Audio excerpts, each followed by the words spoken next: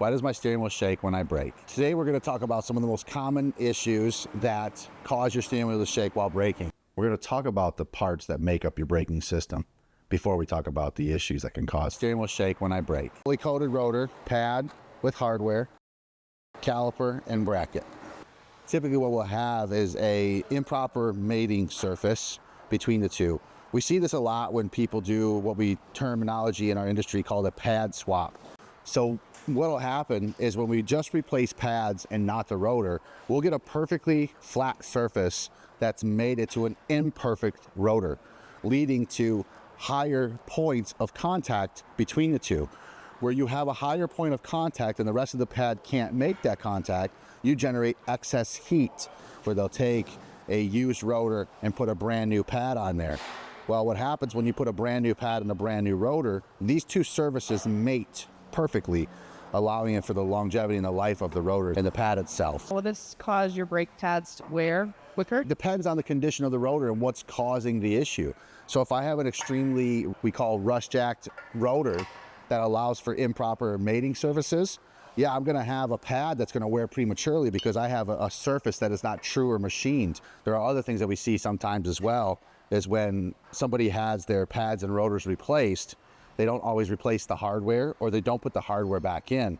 And you can see on this caliper bracket here, if I put this pad in place, you can see how we have a nice tight fit down here where we have the hardware. We have seen it where the hardware is not replaced and this hardware is extremely rusty and the pad will be stuck.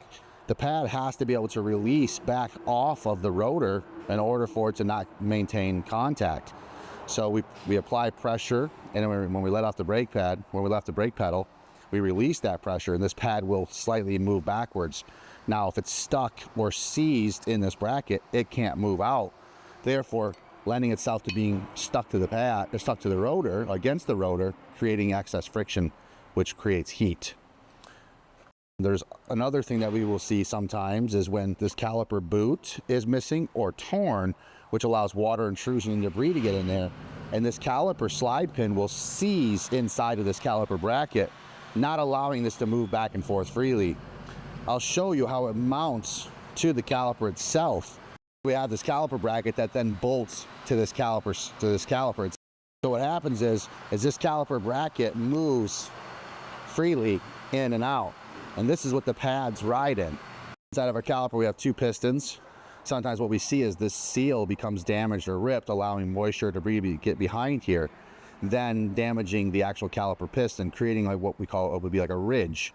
That ridge will allow that piston to go out, but it won't allow it to retract back. And since it can't retract back, this pad maintains contact with the rotor, causing excess friction, excess heat. Besides brakes, there are other components that can cause the steering wheel to shake while braking.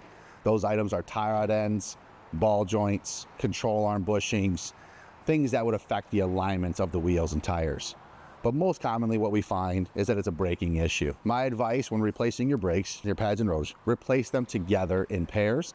That way the surfaces can mate and stay true to each other. For more helpful tips, stay tuned.